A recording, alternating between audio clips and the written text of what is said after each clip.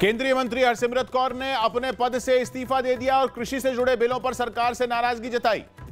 पंजाब के सीएम अमरिंदर सिंह ने हरसिमरत कौर बादल के इस्तीफे को नौटंकी बताया।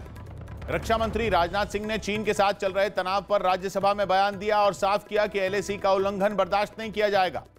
चीन के साथ जारी तनाव के बीच राज्यसभा में कांग्रेस नेता गुलाम नबी आजाद ने सरकार के साथ होने का भरोसा दिया। सेना प्रमुख एमएम नरवणे 2 दिन के जम्मू कश्मीर दौरे पर पहुंच गए, जहां वो एलओसी पर सुरक्षा तैयारियों की जानकारी उन्होंने ली। जम्मू कश्मीर के श्रीनगर में सुरक्षा बल ने मुठभेड़ में 3 आतंकी ढेर कर दिए। केंद्रीय स्वास्थ्य मंत्री हर्षवर्धन ने संसद में अगले साल की शुरुआत तक कोरोना वैक्सीन आने की जानकारी दी।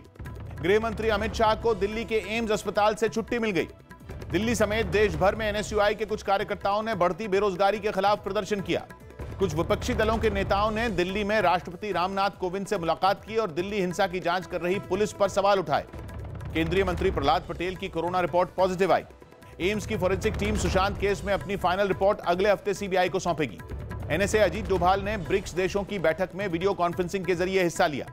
ईडी ने टेरर फंडिंग केस में अलगाववादी नेता शब्बीर शाह के खिलाफ पटियाला हाउस कोर्ट में सप्लीमेंट्री चार्जशीट दाखिल कर दी। मध्य प्रदेश के मंत्री विश्वास सारंग ने प्रधानमंत्री मोदी के जन्मदिन पर भोपाल में बच्चों को खिलौने बांटे। केंद्रीय मंत्री नितिन गडकरी की कोरोना रिपोर्ट पॉजिटिव आई, जिसके बाद उन्होंने खुद को क्वारंटीन कर लिया। मुंबई में रेलवे ने स्वच्छता अभियान की शुरुआत की, जो 30 सितंबर तक चलेगा। गोरखपुर में सीएम योगी आदित्यनाथ ने प्रधानमंत्री मोदी के जन्मदिन पर दिव्यांगों को उनकी जरूरत की चीजें दी। संसद परिसर में विपक्ष के सांसदों ने प्रदर्शन किया और केंद्र से राज्यों को जीएसटी की बकाया रकम देने की मांग की। पाकिस्तान ने जम्मू कश्मीर के पुंछ में गोलाबारी की, जिसका सुरक्षा बल ने मुंहतोड़ जवाब दिया। रिया चक्रवर्ती केस में नाम आने के बाद रकुलप्रीत सिंह ने दिल्ली हाईकोर्ट में मीडिया कवरेज पर रोक लगाने की मांग की, जिस पर अदालत ने केंद्र और मीडिया संगठनों को दिशा निर्देश बनाने को कहा। दिल्ली हिंसा मामले में कड़कड़डूमा कोर्ट में सोमवार को सुनवाई होगी, जिसके लिए अदालत ने सभी आरोपियों को अदालत में पेश होने का निर्देश दिया। जम्मू कश्मीर के पुलवामा से सुरक्षा बल ने 52 किलो विस्फोटक बरामद कर लिया। प्रयागराज समेत देश भर में पितृपक्ष अमावस्या पर लोगों ने नदियों में डुबकी लगाई और पिंडदान किया। दिल्ली के बुराड़ी में एक ट्रैफिक पुलिस वाले की ड्यूटी के दौरान सड़क हादसे में मौत हो गई। दिल्ली के भलसवा डेरी इलाके में एक आदमी की चाकू मारकर हत्या कर दी गई। सूत्रों के हवाले से खबर है कि बिहार विधानसभा चुनाव के लिए लोक जनशक्ति पार्टी ने 36 सीटों की मांग रखी। कर्नाटक से बीजेपी के राज्यसभा सांसद अशोक गस्ती का कोरोना से निधन हो गया। बीजेपी के राज्यसभा सांसद विनय सहस्त्रबुद्धे की कोरोना रिपोर्ट पॉजिटिव आई।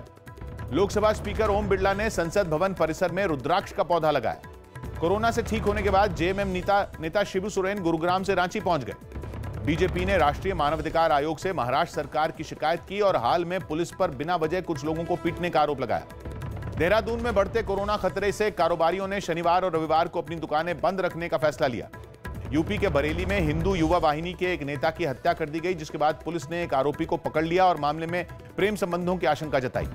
राजस्थान के अलवर में कोरोना नियम तोड़ने पर 150 से ज्यादा लोगों पर जुर्माना लगाया गया। बीएसपी उत्तर प्रदेश में 8 विधानसभा सीटों पर उपचुनाव में उम्मीदवार उतार सकती है। हिमाचल प्रदेश सरकार ने कोरोना संकट में राज्य के पर्यटन उद्योग को 4000 करोड़ का नुकसान होने का दावा किया। कोरोना से ठीक हुए हरियाणा के सीएम मनोहर लाल खट्टर ने प्लाज्मा देने का फैसला किया। कर्नाटक के सीएम येडियुरप्पा कल प्रधानमंत्री मोदी से मुलाकात करेंगे, जिसमें राज्य की कई विकास परियोजनाओं पर चर्चा की जाएगी। श्रीनगर में कश्मीर यूनिवर्सिटी के कुछ छात्रों ने प्रदर्शन किया और यूनिवर्सिटी प्रशासन से कोरोना खतरे की वजह से ऑनलाइन परीक्षा करवाने की मांग की। केरल सोना तस्करी केस में राज्य के मंत्री केटी जलील से एनआईए ने पूछताछ की। झारखंड के चाईबासा में एक मालगाड़ी की चपेट में आने से एक हाथी की मौत हो गई। दिल्ली हाईकोर्ट में एक याचिका दाखिल की गई, जिसमें अकेले कार चलाते हुए मास्क लगाने पर जुर्माना लेने को चुनौती दी गई, जिसके बाद कोर्ट ने केजरीवाल सरकार, पुलिस और स्वास्थ्य विभाग को नोटिस भेजा। असम में 100 साल की एक महिला कोरोना से ठीक हो गई। मौसम विभाग ने राजस्थान में जोधपुर, अजमेर और उदयपुर समेत कई जिलों में बारिश का अलर्ट जारी किया। यूपी के राज्यपाल ने वाराणसी जिले के मुंडवाडीह रेलवे स्टेशन का नाम बनारस करने को मंजूरी दे दी। बेंगलुरु में प्रशासन ने 36 निजी अस्पतालों को नोटिस भेजा और 50% बिस्तर कोरोना मरीजों के लिए रिजर्व नहीं रखने पर जवाब मांगा। महाराष्ट्र के सीएम उद्धव ठाकरे ने मराठवाड़ा में जल्द परियोजनाओं को पूरा करने का लक्ष्य रखा, ताकि वहां के लोगों को सूखे की मार से बचाया जा सके। मुरादाबाद पुलिस ने 55 लाख की अवैध शराब के साथ ट्रक ड्राइवर को पकड़ लिया। दिल्ली के पास यूपी के गौतम बुद्ध नगर से पुलिस ने फ्लैट के नाम पर ठगी करने वाले एक बिल्डर को पकड़ लिया। कोरोना खतरे की वजह से उत्तराखंड विधानसभा सत्र सिर्फ एक दिन का ही हो सकता है। महाराष्ट्र सरकार ने साफ किया कि मुंबई में धारा 144 बढ़ाई गई है और इससे घबराने की जरूरत नहीं है, यानी पहले की तरह आम दिनों जैसे हालात बने रहेंगे। हिमाचल प्रदेश विधानसभा के मानसून सत्र में कांग्रेस ने वॉकआउट किया और SC/ST समुदाय को नौकरियों में आरक्षण नहीं मिलने का दावा किया। सुप्रीम कोर्ट की मराठा आरक्षण पर लगाई रोक के खिलाफ महाराष्ट्र सरकार अपील करेगी।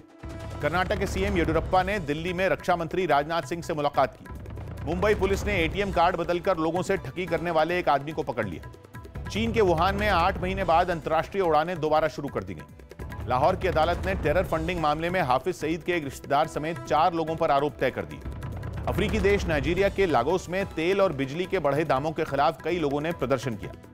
नेपाल की सरकार ने विवादों में आए नए नक्शे को अपने स्कूली पाठ्यक्रम में शामिल करने का फैसला लिया। डोनाल्ड ट्रंप ने दावा किया कि अमेरिका को अक्टूबर तक कोरोना की वैक्सीन मिल जाएगी। दक्षिण अफ्रीका के प्रिटोरिया में कोरोना की वजह से आर्थिक तंगी झेल रहे कई कलाकारों ने राष्ट्रपति भवन के बाहर प्रदर्शन किया और मदद की मांग की। मेक्सिको में सेना के परेड कार्यक्रम में कोरोना योद्धाओं को सम्मानित किया गया। कोरोना के बढ़ते मामलों को काबू करने के लिए इंग्लैंड के उत्तर पूर्व इलाकों में लॉकडाउन लगा दिया गया। ईरान ने इजरायल के साथ शांति समझौता करने के लिए बहरीन की निंदा की। दक्षिण अमेरिकी देश वेनेजुएला में मूसलाधार बारिश से कई इलाकों में बाढ़ की स्थिति बन गई। पाकिस्तान में कोरोना नियम नहीं मानने पर 48 घंटों में ही 22 शिक्षा संस्थानों को बंद कर दिया गया। बैन से बचने के लिए टिकटॉक का मुख्यालय अमेरिका शिफ्ट करने का फैसला लिया गया। क्लाइमेट चेंज के मामले उठाने वाली ग्रेटा थनबर्ग का नाम फिर नोबेल पुरस्कार के लिए नॉमिनेट किया गया। ब्रिटेन के स्वास्थ्य मंत्री एडवर्ड आर्गर ने देश में दोबारा लॉकडाउन लगाने की संभावना से इनकार कर दिया। हफ्ते के चौथे कारोबारी दिन बाजार में गिरावट देखने को मिली। सेंसेक्स 323 और निफ्टी 88 अंक नीचे बंद हुआ। तेल के दाम घटाने से दिल्ली में पेट्रोल 15 पैसे और डीजल 19 पैसे सस्ता हो गया। अमेरिका में फेडरल रिजर्व बैंक ने ब्याज दरों में कोई बदलाव नहीं करने का फैसला लिया। ऑस्ट्रेलिया ने तीसरे और आखिरी वनडे मैच में मेजबान इंग्लैंड को 3 विकेट से हरा दिया और सीरीज 2-1 से जीत ली।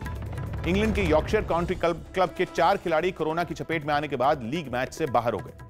स्पेन के राफेल नडाल अपने ही देश के पाब्लो कैरेना बुस्ता को हराकर इटालियन ओपन के तीसरे दौर में पहुंच गए। मुंबई के पूर्व क्रिकेटर सचिन देशमुख की कोरोना की वजह से ठाणे के एक अस्पताल में मौत हो गई। आरसीबी ने आईपीएल के दौरान अभ्यास के लिए यूएई के कप्तान अहमद रजा समेत 2 खिलाड़ियों को अपनी टीम में शामिल कर लिया। पाकिस्तान में कोरोना के खतरे को देखते हुए पीसीबी ने घरेलू सत्र के लिए कड़े दिशा निर्देश जारी कर दिए, जिनमें खिलाड़ियों को कोरोना नियम मानने की सख्त हिदायत दी गई। फ्रांस के फुटबॉल क्लब पीएसजी के खिलाड़ी नेमार पर 2 मैचों का बैन लगा दिया गया क्योंकि उन पर विपक्षी टीम के खिलाड़ी को थप्पड़ मारने का आरोप लगा। आरसीबी के पूर्व कोच रे जेनिंग्स ने आरोप लगाया कि विराट कोहली के गलत खिलाड़ियों को सपोर्ट करने की वजह से टीम आज तक खिताब नहीं जीत पाई। सड़क हादसे में गंभीर रूप से घायल नेपाल के क्रिकेटर ललित भंडारी का ऑपरेशन करवाना पड़ा, जिसके बाद अब उनकी हालत में सुधार है। बल्लेबाजी की ताजा वनडे रैंकिंग में विराट कोहली पहले और रोहित शर्मा दूसरे स्थान पर बरकरार हैं, जबकि इंग्लैंड के जोनाथन बेस्टो टॉप 10 में शामिल हो गए। बीसीसीआई ने आईपीएल में सट्टेबाजी रोकने के लिए स्पोर्ट रडार कंपनी को मदद लेने का फैसला किया।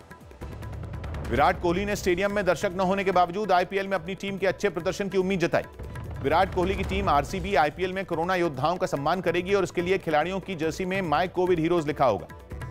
इंग्लैंड में खेली जा रही वाइटालिटी ब्लास्ट टी20 लीग में बाबर आजम के 114 रनों की बदौलत सॉमरसेट ने ग्लैमोगन को हरा दिया। आईपीएल के पहले मैच में मुंबई इंडियंस की तरफ से रोहित शर्मा के साथ क्विंटन डिकॉक ओपनिंग करेंगे। आईपीएल के लिए 12 भारतीय और 2 विदेशी अंपायरों समेत 20 अधिकारियों के कोरोना टेस्ट किए गए। सैफ अली खान ने अपने आने वाले वेब शो तांडव की डबिंग शुरू कर दी। अभिनेत्री राजेश्वरी सचदेव की कोरोना रिपोर्ट पॉजिटिव आई, जिसके बाद वो घर पर ही डॉक्टरों की सलाह से क्वारंटीन हो गई। नवंबर में रिलीज होने जा रही बॉन्ड सीरीज की अगली film no time to die का नया पोस्टर रिलीज किया गया।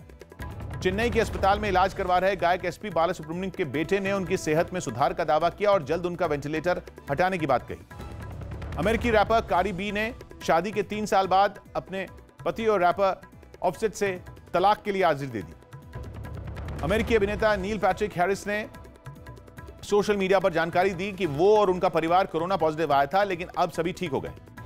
टीवी शो गुड़िया हमारी सभी पे भारी के 3 कलाकार कोरोना की चपेट में आ गए।